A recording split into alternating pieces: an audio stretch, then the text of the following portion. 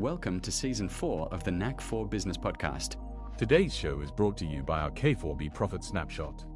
Here's one question worth sitting with. If you stepped away from your business for 30 days, would it grow or contract? That answer tells you a lot about where you really stand.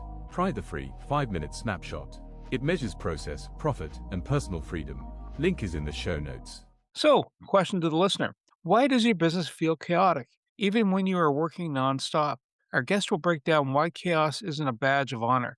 It's a signal of broken thinking, weak structure, and missing systems. She'll show you how to replace grind and confusion with clarity, calm execution, and practical profitability systems that make results predictable instead of accidental. If you're tired of the hustle stealing your time, energy, and profit, stay with us. This conversation will help you reset how your business runs and put you back in control. Our guest today is Frances Strickland from VeroLead. She's the founder and a no-nonsense profitability strategist who works with executives, owners, and senior operators responsible for real financial outcomes. With over 30 years of experience guiding high-stakes decisions across industries and geographies, Frances helps organizations reset how they run, simplifying structure, tightening execution, and building systems that remove friction so profit becomes more predictable. Her approach is practical, direct, and grounded in what really works, not theory or corporate jargon. Shaped by strong role models in her parents and her grandparents, Frances has been leading for most of her life, starting at age 16 when she was already a CEO and driving a school bus. Frances, absolute pleasure having you here today. Thank you so much. I'm going to ask you for a favorite quarter saying, and we're also going to ask about the bus. Go ahead, Frances. Well, first of all, Bernie, thank you so much. Wayne, it's so good to see you. It's really a pleasure for me to be here with you and to have this chance. Let's talk a little bit about what I do and hopefully to be able to serve your audience with something that will help them. So you have a favorite quote. So where did that come from? Mm. Well, actually, the foundation of it came from Nelson Mandela. But he basically said that he couldn't fail. And for any of us that know his background, yeah, he was on quite a journey. And really, in his quest to bring equality and resolve apartheid there in South Africa, he ultimately paid a very huge personal price. But that price could have broken him and made him give up. But instead, he had the mindset that he wasn't a failure and that he either learned from it or he had to succeed, but it's just not possible. You can't fail unless you give up. So I adopted that as my motto as well. People, unless you give up, you can't fail. And at least in my own life, I either succeed, I learn something, or I really just have to become different, transform. So that's how I got to where I am. In this North American culture, everyone says hustle's everything. You got to hustle, hustle, hustle. I hear you don't agree. No, but that's the result of a journey, Wayne. I have to be transparent about that. It was a journey and coming to a realization that there is something better. And it is about a wholeness of life and living. And so, no, I don't agree. School buses. What's that all about? I'm trying to think. A learner's permit usually starts at age 16, but to be a bus driver already? Or what's that all about? Hey, well, I grew up in South Carolina, and you literally could have your license to drive at 16. And at that time, when I was in school, students were school bus drivers. And my father, who was an educator, he was the assistant principal. And, he says, that's a good job for a high schooler. It's responsible, it paid well, and guess what? I am going to be able to watch you. So I wasn't the only one.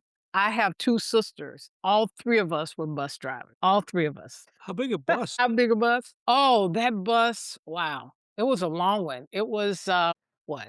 I said, what? How many rows? It's hard for me to remember. I just remember the bus number. I remember the bus number. But I would say probably 65 to 75 students possible. Wow. Some routes Some routes, longer routes might be doubled up. Rarely did we have a situation where students would be standing. We wouldn't allow that. We just had to put another bus on the route.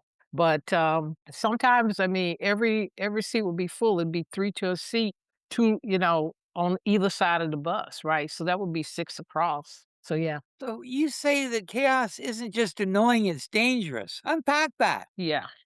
Well, let me tell you a little story. Chaos is going to cause a nervous system reaction.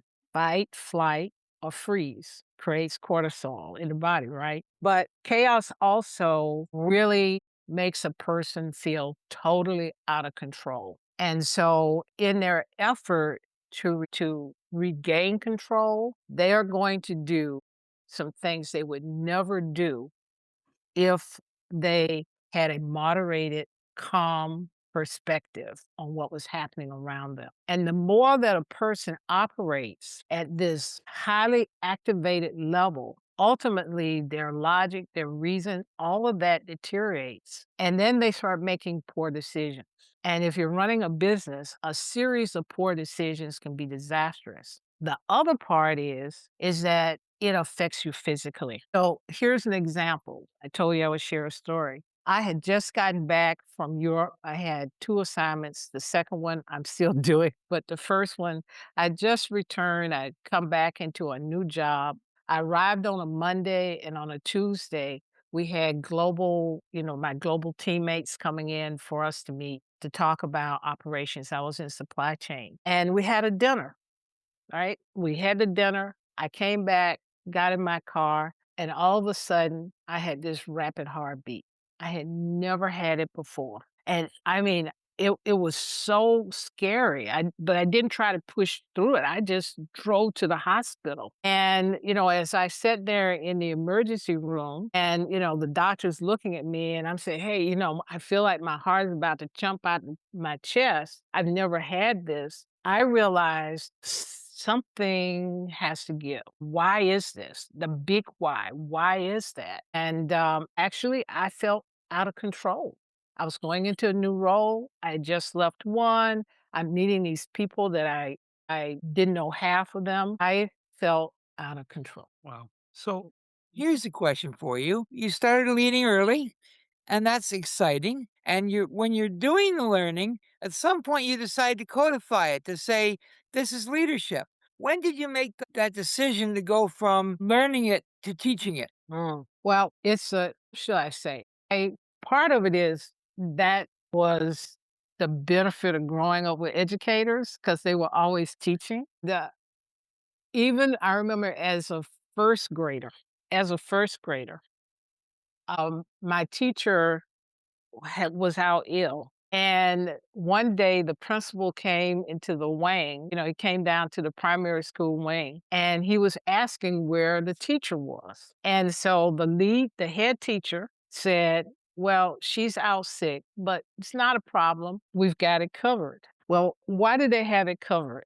Because there I was at the front of the class with a ruler pointing to things on the board, ABC, teaching my fellow classmates. I also did the lunch report, the milk report, and then if I had problems, I'd go and tell the head teacher. Okay. So that was ingrained to lead. Okay. However, as I grew in my experience and actually started working in the corporate environment, I realized that there were such gaps between what senior leaders were expecting from supervisory staff, because I started as a production supervisor, by the way, in manufacturing. I realized it was such a gap between what they expected and what was really happening. And through, you know, just learning kind of the core leadership practices that have followed me my entire life now, I realized that I could make a difference for other leaders if I would take the opportunity to teach them. And so actually, it really started within the first 3 years of my corporate career. that I saw that opportunity to make a difference for other leaders. It's interesting as you're describing this, and we touched on chaos. Is it the perception the person has, which is causing them the internal anxiety, the blood pressure, the sleepless nights, or is it best kind of define chaos as a necessity? Because if everything is status quo, you know, do you actually have to wake up? Everything will run by itself, which we know won't happen. Best laid plans of mice and men. So there's always a little element of chaos, and just it's a matter of adjusting the flow. And I'm thinking from a business perspective, right? Some days I'm Mhm. thinking I mapped this out, and I mapped this out really well, and all of a sudden there's a hiccup in the process. Either someone's going to bill me too much for the service, and I'm going, I have to reroute. Right? So it provides a moment of chaos, but also Mhm. provides a moment of opportunity. So do you leverage the chaos, or do you just is it just putting the structure because everybody assembled their marbles, but they're still all still rolling around? Or is it like the marbles are coming together going, hang on, I see it. You know, how does that kind of resolve itself? Sure. Bernie, that I like the way you said it because here's the reality. What can happen will happen at some point, okay? You it's impossible to plan out the risk. It's impossible to plan for everything. I found this out because it's part of my role. I used to write employee relations policies. And the leaders would say, "Well, Fran, can you write it so that it's easy for people to understand and it just tells us exactly what we need to do?" And I said, "No, no, no. You're a leader, so you have to be able to take the principles and make decisions. That's part of the process." And what you're saying, Bernie, is part of it is perception. It may spring from a lack of pre-thinking the possibilities, going in with what I call kind of the rose-colored glasses, saying, "I really planned this out, so I know everything. It's gonna be great." And then you get surprised. The element of surprise may throw a person off. And if their natural response is to feel threatened, and that is evident in other parts of their lives, by the way, not just at work. But if their natural response is to feel threatened and to be defensive, then their way of thinking makes it much bigger. They'll globalize it. They will think, wow, I don't know what to do. When if they can take a moment and step back, that chemical reaction that happens because of the surprise dissipates, and then they can come back to center and say, okay, what do I do about it? In some cases, it really is chaos. When there's a lack of systems, I've been in situations where, in fact, I have a client right now, and it's really interesting. He had an employee that said, "Look, I can take care of this. All I need is this, this, and this." And the boss said, "Well, let me go pick up this, and this." But he forgot.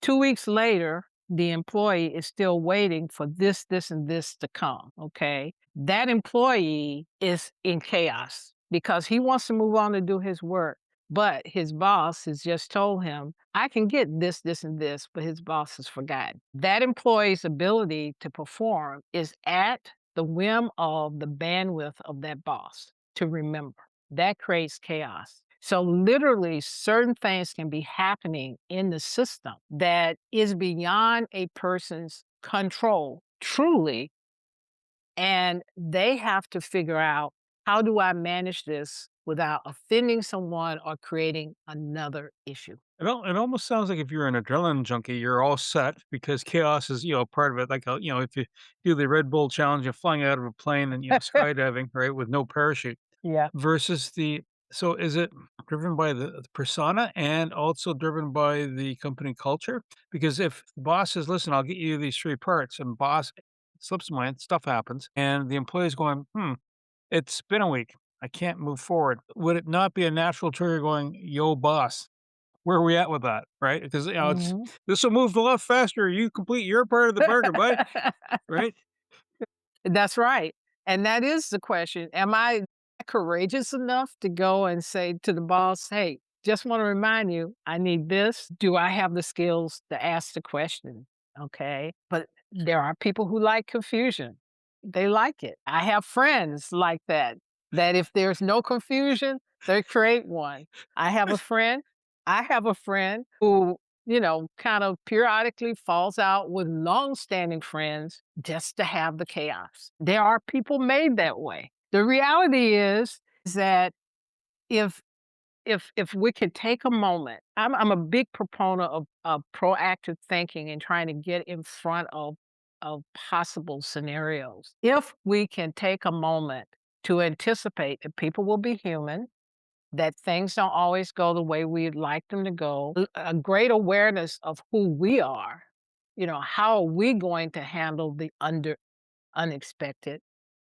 We could just have a little bit of awareness. It can really alleviate that loss of control, chaotic feeling that we can experience. But, life happens. And if if we are Pollyannish about it, okay, life happens and we are going to run amok. We'll run amok or it'll run amok. Fran, you're in corporate and you're fixing these problems, and sometimes they work well, sometimes they don't work as well as you'd like, but you keep at it and you're doing good and you're getting reviews. And somehow you said, I could do this for different companies and it's a better fit.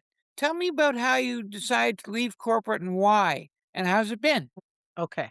Well, it's back in 2013 and I'm on vacation and I'm reading the book Rich Dad Poor Dad. And I don't, I can't remember the line, but I do remember that light bulb going off when I realized, wow, I have spent nearly my entire life because I had a long corporate career building other people's dreams. Now, to say that is not being negative, it's a realization because if anyone's read Rich Dad Poor Dad, there's the dad that's working for someone for the retirement, and then there's the dad that's building a business, right?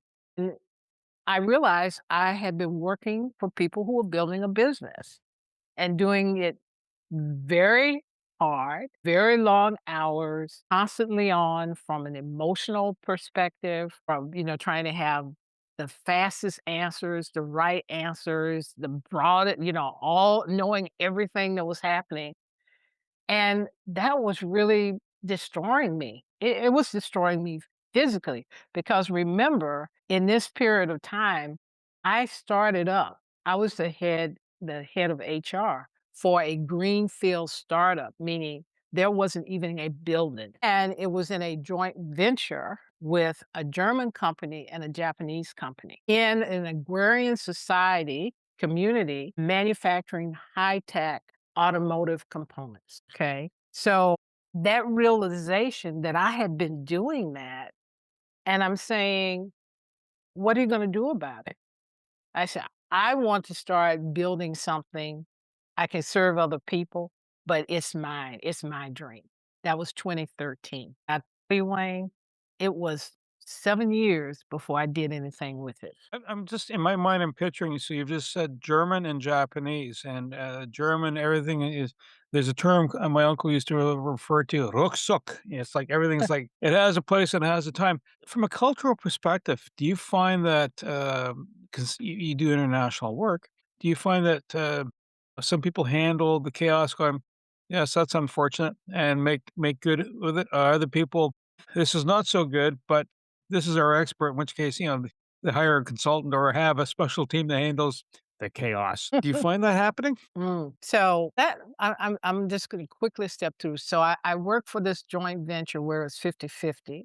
Okay, so we had that dynamic. I've also worked in a French organization, as well as I've worked here in Europe. I worked with 17 different markets. Each market, or you could say it was basically a country, there was a frame that they worked in. And I remember particularly in Europe when I came here as the head of HR for the region, that one of the things that struck me immediately was how important it was to have discussion about a topic before anything happened. We kind of say we have a meeting. I say it's like going to church. We have a meeting inside the building, but we resolve it outside. And then somewhere along the line, we jump in and say, okay, let's go do it. And we don't want to talk about it. We said, okay, we got it. Let's go. That was not the way we had to work. And so there was always this balance in that. And we did use consultants, but those consultants had to be very adept at maneuvering and going across those different I call cultural elements so that we could get to solutions that really worked for the region. Wow. You've got this Congratulations, by the way. Congratulations, by the way. I don't see any gray hair at all. That's for my grandmother. So you've got this corporate rule book, I guess, and you understand about, SOPs and things. Mhm. But when you're in a standard operational procedures, but when you're in a startup and you're moving at 80 miles an hour, how do you even get the understanding about how to simplify the process? Therein lies the reason why I'm around. The reality is when people are riding the bicycle and putting on the wheels, there is no room to figure out, is this right? I just need to ride the bicycle, but I don't have any wheels. And that is not an indictment of entrepreneurs. I mean, I started my own business, and that was an adaptation from being in a corporate, a very structured environment to the reality of running a business. So in the absence of having a mentor or someone to help you think about those things, what helped me was my notebook. I have a notebook here. Okay, so I always have a notebook. And so for example, I hated selling. Hated selling. Okay. I was just going to attract my clients. Okay. Mindset, right? But the reality is, selling is a process. You have to have a selling process. And I realized that every time I sat down and talked to someone, it was different. Now, it doesn't mean that in that selling conversation, you are intuiting and listening and you are adjusting how you're interacting with the person in front of you. But you need to have a process because one is the attraction, one is this conversation. How are you going to nurture it? How are you going to move that conversation forward? And what is the basis of that conversation? Are you adding value or are you coaching too much? Okay. All of that goes into that selling conversation. It helps when you have a process. So I would write it down. Now, the problem with that is it was rolling around in my head, even what I had written down, because I hadn't shared it. So if you have someone else with you, share it. Because if you don't, guess what? It's still in your head and it doesn't solve any of your problems. And many months or years down the road, you'll have chaos because no one else will know what went into that particular activity that you're doing. Here's a story. And it's about life in general. Once there was a young couple that just got married, and the wife would make for dinner. And so she'd get the ham and she'd cut the end off the ham and put it in the oven and it would come out beautiful. And the husband would eat. And then he started noticing every time he had ham, his wife would cut the end off of the ham and put it in the pot. And so one day he says, honey, your ham, it's delicious, but can you tell me, why do you cut the end off the ham? And she said, well, my mom did it and it just really makes it taste so much better. It's just fantastic. And so, I just really want to do the best for you. So, I'm doing it the same way. Is it not good? And he said, oh, honey, it's wonderful. So then one day they're over at the in-laws and he's sitting in the kitchen and he says, when Lisa makes that ham, she cuts the end off and she says it really improves the flavor. And I mean, she's a great cook, but she said she learned it from you. And said, well, I cut the end off the ham because it was too big for the pot. I mean, And that's the way it is when you're an entrepreneur and you're putting the wheels on the bike. You know how to put the wheels on the bike because it's your thing, but it's all in your head. So to the extent to which you can have a notebook and document some of this, and maybe when you get a break, somebody like me can help you get it organized. Let's say, as you describe the process, I gotta remember that. It's kind of the ends of the ham off there. Hi, honey, got a new recipe for you, hon. Not that she wouldn't take heed, but yeah, that'd be interesting. Systems and freedom. Having them allows you the freedom. So, in other words, I guess it's controlled chaos. When you're having freedom, then you can shift. It's almost like your notebook. Right. What's the system part that lets you kind of set it in place, but not also at the same time as a choke point? You Mhm. don't want it so the only time you can read or the only time you can learn is between 1 and 2 AM. It's really good if you're awake at 1 and 2 AM, but not so Right. much so if you're a kid, right? Right. How do you have a system that helps it, allow for the freedom without bringing total flush to chaos everywhere? Well, I'm thinking of German, Italian, and French clients. Well, so here's one of the things that when I was working with those leaders, and helping them understand that part of leadership is enabling your team to make decisions and to act. And one of the principles were when you get ready to delegate or make an assignment, be clear on what's important to you to know and to be involved with. And that same principle applies. As a leader, you don't need to know everything, but you need to know what is most valuable for what you're trying to accomplish. And that kind of clarity has to come from the leader. And you share that with the team so that on those points, they know it's important to come back to you. But if you aren't clear, then people will create their own rule. And what may be a simple rule will become an interpretation, and the interpretation 80%, I'm gonna use the 80/20 rule, 80% is gonna be the wrong interpretation, or it's gonna be something that's gonna create chaos. I have this mental picture of predicting profit. I could see you in one of those seance, I predict. But tell me about profit predictability. This is different. When everyone else is in chaos, you say, "No, we can predict this. Tell us what this means." Okay. So what it means is, okay, let's go back to how I look at a business. Structure is all of the things that one has to do in a systematic way to either produce a product, get it out, all of those processes around how you make money. The leadership is kind of the execution part, that clarity, that controlling part. And then the flow is these points in the system, in the process, handoffs, decisions, and whatnot that can muck things up. When I go in and look at a business, I'm looking for those friction points.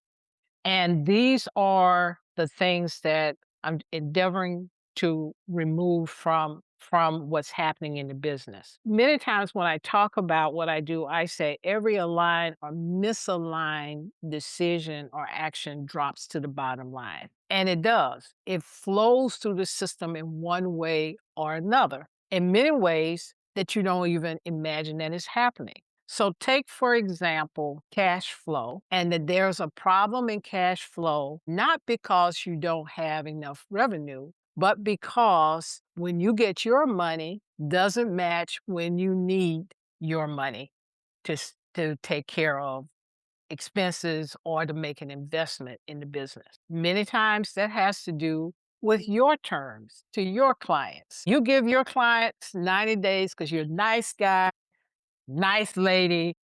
Okay, I know they're having a little bit of trouble. They pay it 90 days, 180 days, and your terms to pay your vendors, your expenses is 30 days. You have a cash flow issue, not because you don't have revenues, but because your money timing doesn't match.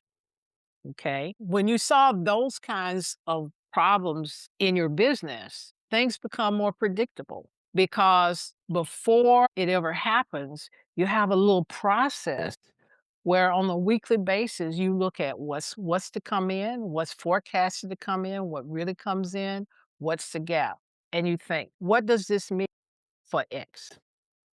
Or when you decide to make an investment, you have a budget, you have a plan for the year. You also will be able to see in your business ebbs and flows. Some businesses are seasonal. Some businesses have other things that happen in the external market that affect your income flow. So you plan investments when you know that your income is going to support that investment. That's predictability. So it's not like a perfect thing where you can sit down and just say, okay, I know this is going to happen. But you put little processes around it that keeps you informed so that you can see things coming and you can adjust how you plan or whatever it is that you are going to do. So when you kind of walk into a place and they say, "Listen, I'm feeling out of sorts. I'm not quite sure." How do you spot that point? Like, it's hiding in plain sight. Close the window. You won't be so cold if it's the obvious thing, right? But how do you spot the friction point? Well, I do a lot. I mean, I spend a good deal of time delving into what's happening in the business. Okay. And I have a framework. When I say a framework, yes, the broad one is structure, leadership, and flow. But within each one of those is a series of questions that I ask about the business. But many times you don't even have to ask those questions because a leader will say something like, wow, I've got a lot going on. And I'll say, tell me, what does that look like for you? And then I find out that they have a love for shiny things, shiny new things, okay? Or they will start listing out all of the things that they're doing and I'll ask the question, so tell me, are you pursuing those things, those new income streams because you are actually trying to expand your offer? Or is it because you really want to leave your core offer and go in this direction? That tells me whether they're being strategic. Are they chasing cash? Are they chasing position? Those questions just pop up just in the normal conversation and hearing what they're saying. You have a phrase that I think is worth unpacking: resetting how you run. What does that Mhm. mean on day to day life? Resetting means, and from my perspective, is you have your current state and you have the future state. What would you really like to see happening in your business? And between those two is what I call the road and the car. Okay. So you have a way to go, you have a route, and the vehicle are all of the activities that you do in structured leadership and flow to make it happen.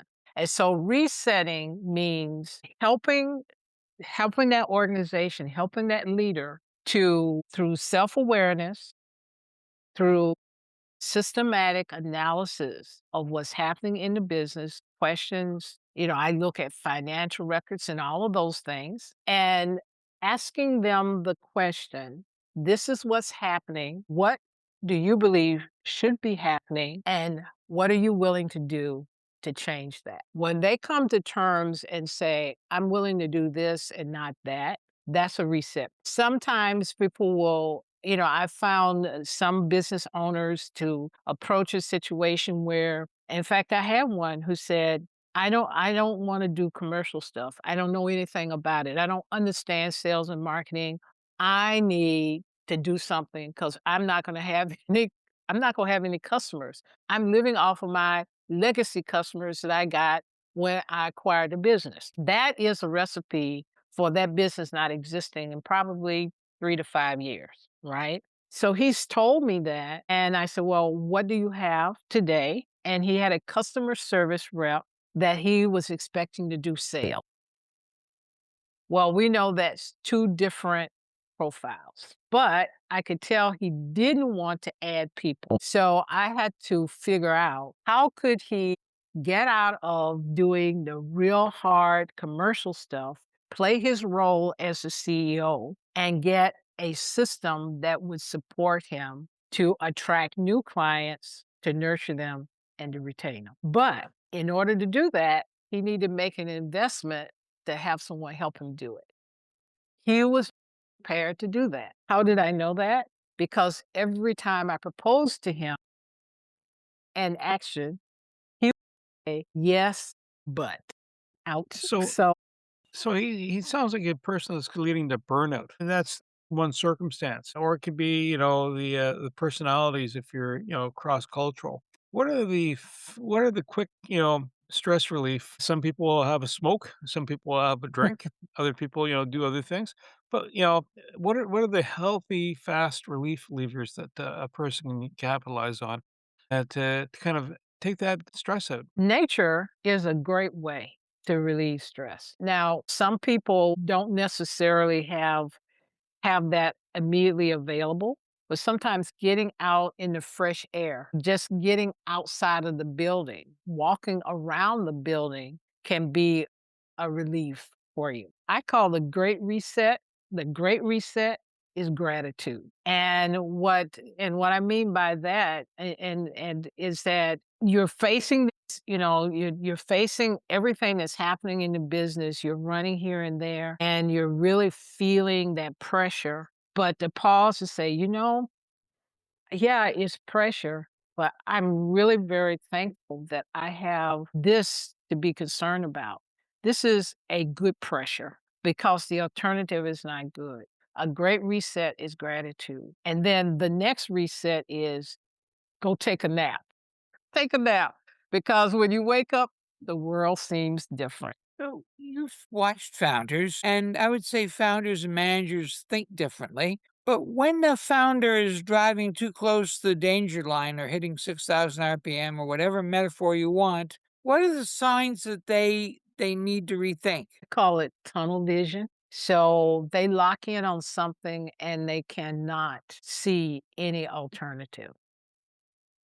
Or they see everything through the same lens. So it's like if you have a hammer, everything is a nail. You've heard that, right? I remember once that I was sent to one of our one of for that was in a union campaign. And in being in that situation, the plant manager had a logistics background.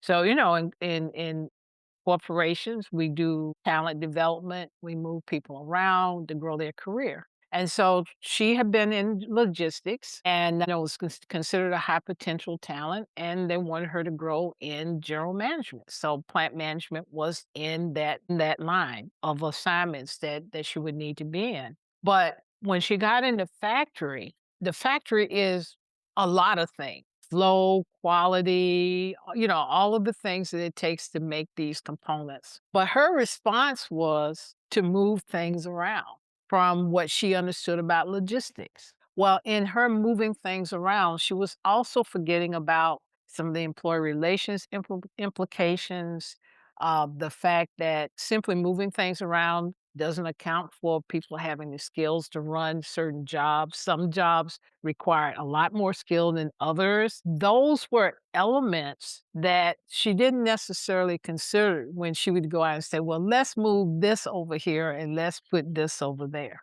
Okay. And so everything was through that view that she had spent years of developing. So essentially, part of the process of being an owner, of founding a business, is the capacity to create versatility in your thinking, to see other things. And I guess probably, when they say, you're a marketer, you're a salesperson, you're an operations manager, you're an HR manager, you're all these things.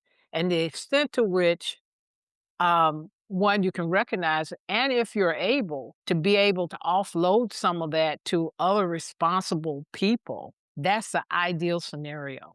But that may not always be possible depending upon the stage that you're in. And then that's when you have to prioritize what it is you're going to focus on. Fran, some companies are an outgrowth of the personality of the founder. And as you said, you even have friends that chaos feeds them and they're adrenaline junkies. Have you had to actually tell customers, I really would like your money, and yes, that $30,000 would be a nice deposit check, but I can't work with you? Tell me if that's happened and what you did about it. Yes, that has happened. It was my first high ticket client. And one day, the I knew the person, and he knew that I coached business owners. And I got a text message from him. He says, "Can we talk?" how much does it cost for me to get coaching? Well, I wrote back and said, well, you know, I can't tell you because I don't do a per hour arrangement. I need to understand what your challenge is. So we had the conversation and well, fundamentally, he had gone away for holiday for 2 months in the US and he had shut down all of his revenue generating activity because in his mind, he was on holiday. So his sales development, he shut that down. He let the people go and you said, go out, have a good time. And I have 3 people in the pipeline. But when he got back, those 3 people disappeared. So he had no one in the pipeline. And so, as you know, starting anything from scratch, once you've had it, is very difficult. And he wanted a miracle. I knew that, but I was willing to help him. But, I said that about the yes, but that was his thing because in the course of our conversation, and I would say, okay, we need to build your presence. Let's leverage LinkedIn a little bit more effectively. Let's talk about your sales process. What are you going to say when when you have this warm lead or when you don't? And he would say, yes, but I don't want to do that. No, I don't really want to do these posts. I said, well, let me do some of the posts. You don't have to post every day, a couple times a week. No, well, I don't want to do that. Okay. So after about 3 months, because I'm continually looking, what did I commit to? And where are we against that commitment? And if we're not making progress, I get real antsy about it because it's not just what I'm delivering to that customer, but that's my reputation. Okay. So I'm sitting there and I'm looking and I realize we're not making any progress. He hasn't recovered any client, he's saying he's having conversations, but he's not. And every time, I would suggest something for him, he would say, yes, but, or he would say, I don't understand it. So can you write it out and coach me through it? But when we would meet, he was off on another topic. He didn't ever want to spend time on that. So I just went to him and I said, it's all me. I own the problem, whether it's mine or not, right? Whether it's mine or not, I own the problem. And so I just went to him and said, it's really important that I'm able to help you and deliver what you need. Now, obviously, the success of any consulting is the readiness of that person and they're showing up and doing the work. But again, I own it. And I was feeling that I was not being effective in getting him to take the steps he needed to do. So I just basically he didn't get blamed for sure. It was all me. It's like a breakup. It's not you, it's me. And I really want you to be successful. And I'm just not hitting the mark for you. And it would be so unfair for me to continue with you and you pay the second half of this engagement and you're not getting any results. So I think it's best that we call it a day and part friends. What do you think? And that's what we did. Now, by the way, because most of my processes are front loaded with information. So literally the client can take that front plan, that upfront plan, and they can proceed without me. I do that on purpose because things do change in the business and I ultimately want that client to be successful. So yes, he had a front loaded plan. He wasn't executing it, but fundamentally, um, for for that first half, he had properly compensated me for my service, but he asked for a refund. He wanted 50% of the money back. I didn't argue. I gave it to him. Goodwill, done, finished. Francis, if a company says running into issues, what are the tells for them to go pick up the phone or email and reach out to Francis? When the same issues, the same questions are recurring. Every month, there is a cash issue.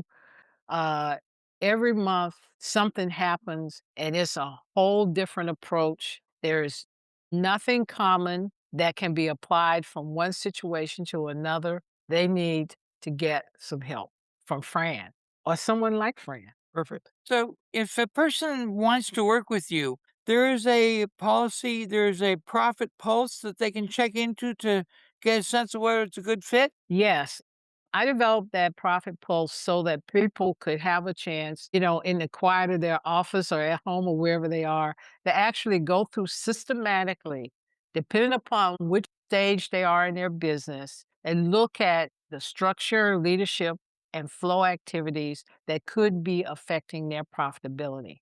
They go through it, it's self-scoring. Ultimately, it's going to be digitalized, so I'm really excited about that. But it's self-scores. It's easy. It gives guides to interpret the scoring, and then they have a choice.